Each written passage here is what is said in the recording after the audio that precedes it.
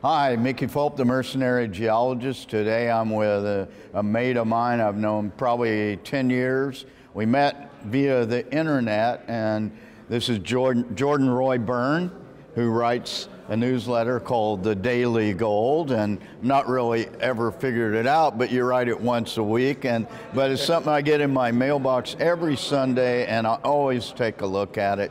And Jordan is an analyst. He's a bit of a technical analysis guy, comes at it a little bit differently than I do, but I'll set this up by saying that gold's in the crapper, mate.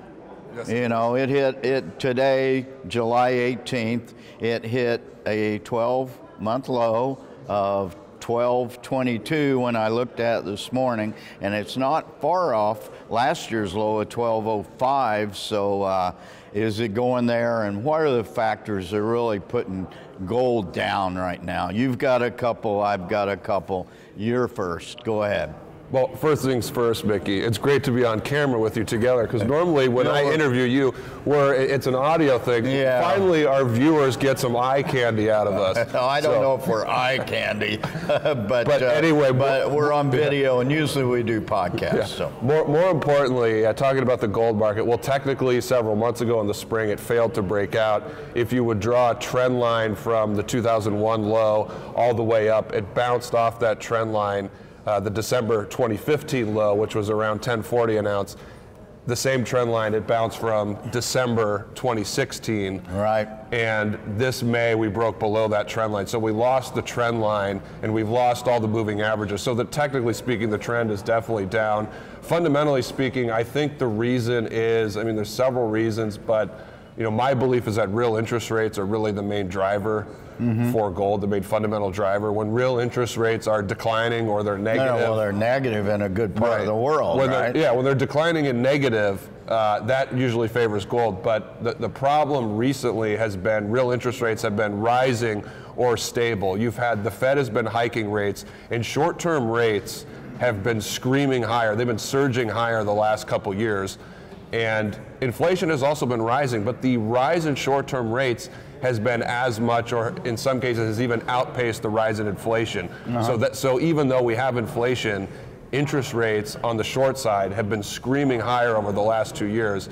So fundamentally speaking, that explains why gold is struggling and why it's trended down. And by the way, what really, because I know you want to talk about the dollar, what really saved gold in 2017 was the dollar weakness. Because gold in real terms wasn't that strong, and real interest rates were rising in 2017, but the dollar was so weak that kind of masked these weaknesses that gold had, and that kept the market buoyant. And now that the dollar appears to have it's rallied really nicely here, and it's above the long-term moving averages, now that it appears the dollar's trend has shifted, gold has lost that support. So don't steal my thunder here. So I'm going to talk about the strength or relative strength of the U.S. dollar. So what you're really talking about is 6 or 8 weeks after Trump was elected, the dollar DXY hit a multi-year high of 103. Since then, is starting in April, when it was at 89, it's gone up at dollars well above 95 right now.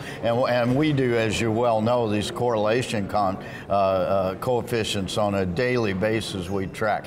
20, 50, 100, and 200-day correlation coefficients of DXY and gold, and they're almost perfectly negative right now. Basically, as the dollar goes up, gold goes down, and we've seen a strengthening dollar over the last 4 months, really, yes. And because of that, price of gold's gone down.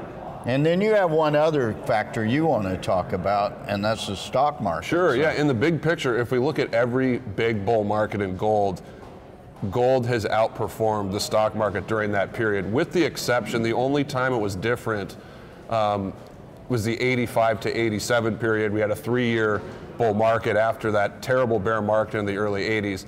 And the dollar really fell apart. I think it was down 45%, something like that during that period. But it's still higher than it is now. But yes, anyway. But gold, during that period, that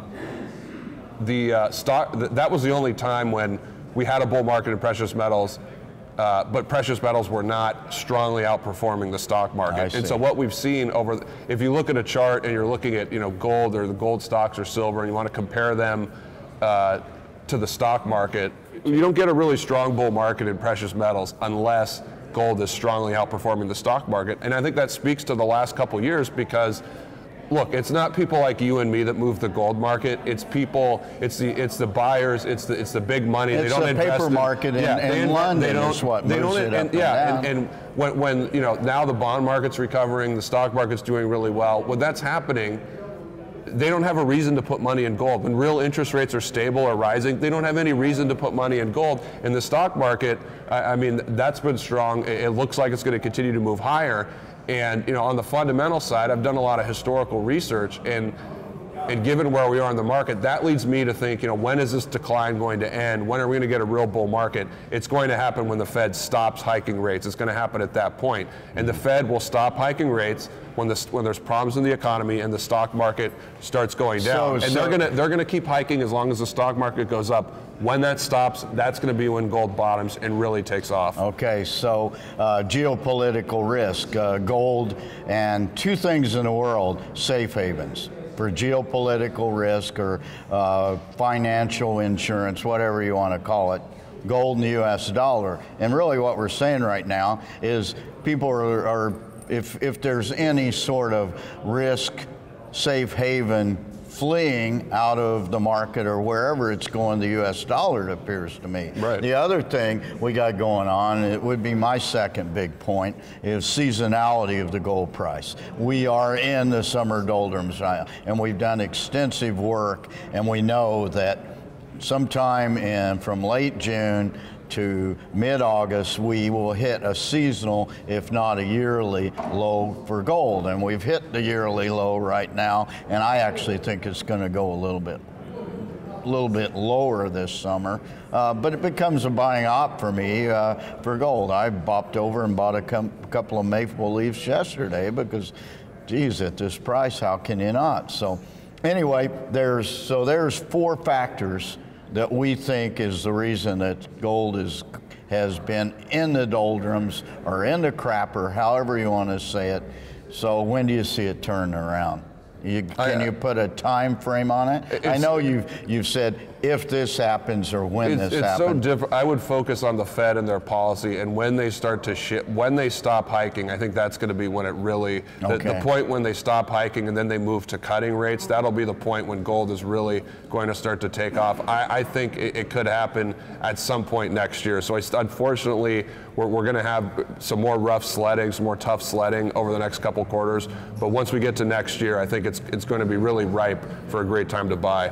Okay, and so I would say that we have the seasonality of gold, and after Labor Day, there's a reason to think that gold might, now I don't think it's going to pop a lot, but show some strength. Usually does in September to early to mid-October with seasonality, and that's the Indian festival and wedding seasons. And no matter how much gold China's buying, India still buys a lot of gold during that period of time. So folks, there you have it.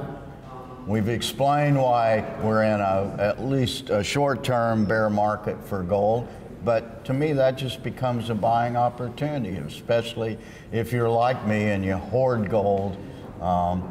Who wouldn't want to buy gold today or tomorrow? Anyway, that's our take today. Thanks a lot, Jordan. My pleasure. To see Pleasure you to be here. again. Thank you, Mickey. Ciao for now.